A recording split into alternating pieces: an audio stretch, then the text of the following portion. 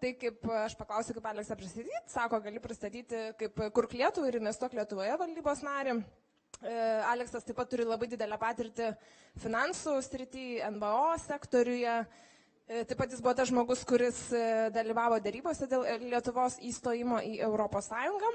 Ir yra daug neatskleistų istorijų, nes Aleksas, jis taip pat sakė, aš savo verslumo tokį talentą atradau būdamas 8 metų, kai pardavinėjau laikraščius.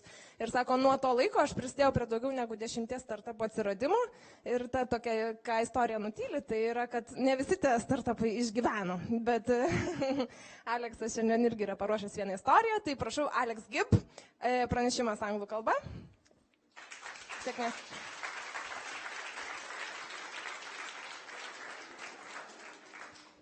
Labas vakaras. Nice to see you all. This is Monica. Monica is my moral support and my assistant this evening. So just very briefly, I think Simona did a really nice introduction about what I do, but just very briefly, my let's call it my love affair with Lithuania began in 1850. And most people always say, oh, you came to Lithuania because of a woman. And it's true, but this woman is 73 years old. So it's not that kind of relationship. And this lady, her grandfather left Lithuania in 1850, took a boat all the way across Europe to Liverpool, and he bought a passport on the docks in Liverpool. And I guess in 1850 it was a little bit easier to buy a passport, and then he created a new life. And a couple of years later, I'm still here. Anyway, as Simona said, I wanted to tell you a couple of stories about some of my adventures. And as Simona said, I've had quite a few startups. Most of them have failed, but I've certainly learned a lot and really enjoyed the process.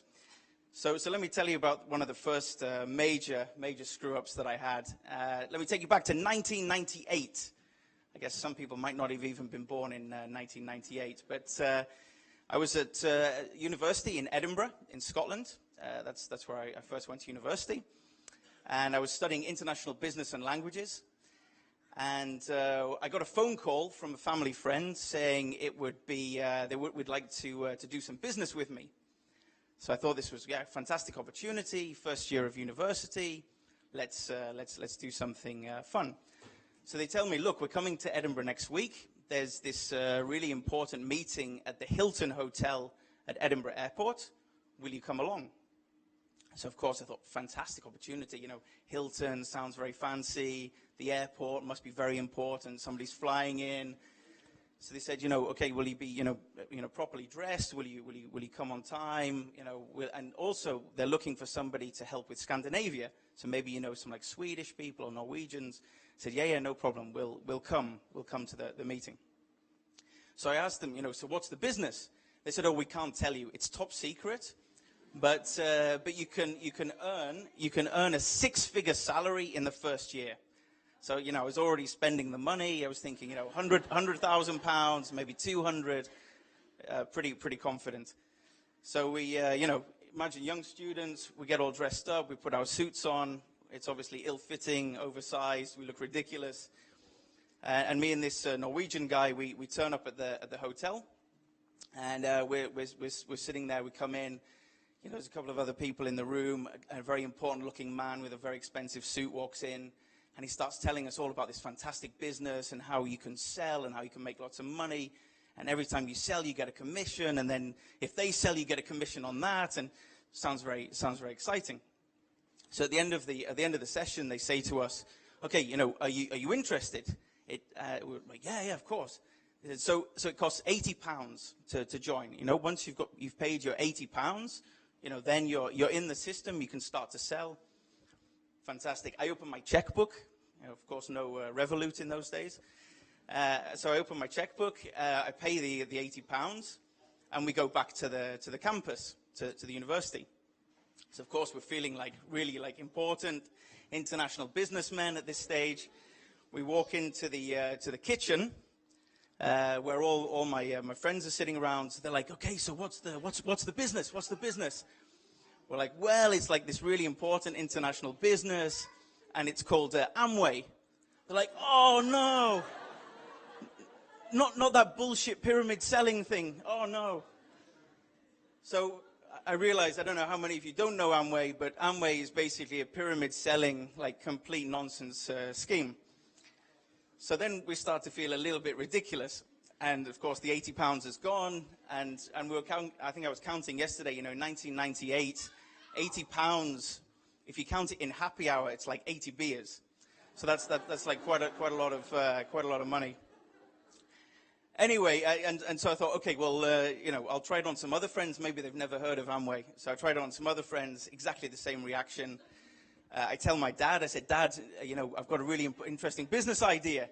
And he said, as long as it's not Amway, I'll listen. So completely busted. Anyway, what I really wanted to share about what I learned from all of this, I mean, this was obviously a good lesson very early on. But from all of the startups that I've had since then and until now, I think there are two really important factors. One is when things fail and things go wrong, it's important that you can walk away with a handshake, a smile, you know, and real eye contact with the people you've been working with.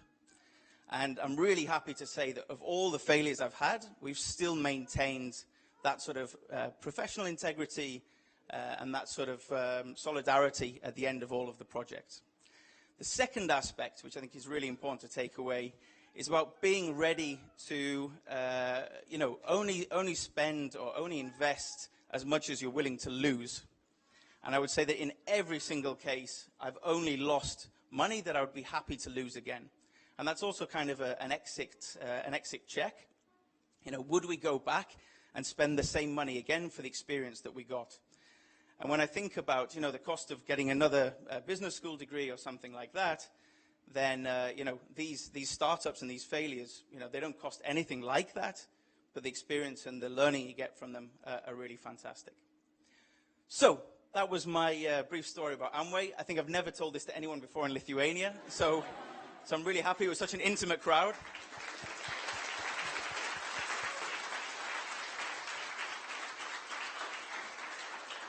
And just one more screw up from this evening was we arrived here at 6:15.